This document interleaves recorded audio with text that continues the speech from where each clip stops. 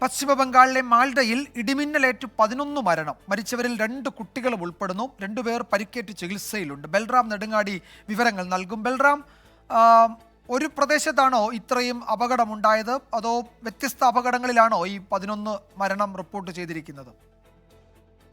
വിജയകുമാർ, മാൽഡ ജില്ലയിലെ പലയിടങ്ങളിലായാണ് ഈ അപകടം ഉണ്ടായിരിക്കുന്നത്. മാൽഡ ജില്ലയിലെ തന്നെ 6 പോലീസ് സ്റ്റേഷൻ പരിധികളിൽ നിന്നാണ് ഇത്തരത്തിൽ ഇടിമിന്നലേറ്റ മരണങ്ങൾ ഉണ്ടായതായുള്ള പോലീസിന് അറിയിപ്പുകൾ ലഭിച്ചിരിക്കുന്നത്. 11 പേർ മരിച്ചതായാണ് വിവരം. 2 പേർക്ക് പരിക്കേറ്റിട്ടുണ്ട്. ഇവർ ഇപ്പോൾ ആശുപത്രിയിൽ ചികിത്സ തേടുകയാണ്. ഈ മരിച്ചവരിൽ 2 കുട്ടികളും ഒപ്പം തന്നെ ഭാര്യ ഭർത്താക്കന്മാരും ഉൾപ്പെടുന്നു.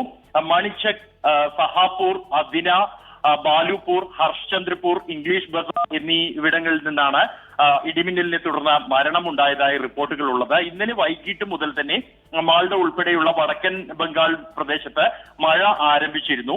ഇന്ന് വൈകിട്ട് ശക്തമായ കാറ്റും മഴയും ഉണ്ടായി. അതിനിടെയാണ് ഈ ഇടിമിന്നലും വ്യാപകമായി തന്നെ ഇത്തരത്തിൽ നാശനഷ്ടങ്ങളും ആൾനാശവും സംഭവിച്ചിരിക്കുന്നത്.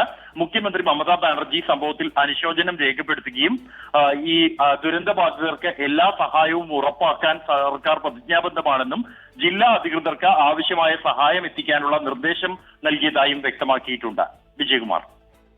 പശ്ചിമ ബംഗാളിലെ മാൽഡയിലാണ് ഇടിമിന്നലേറ്റ് 11 പേർ മരിച്ചത്. അതിൽ 2 കുട്ടികളുണ്ട്. പലർക്കും പരിക്കേൽക്കുകയും ചെയ്തിട്ടുണ്ട്. ബൽറാം നെടുങ്ങാടിയാണ് വിവരങ്ങൾ നൽകിയത്.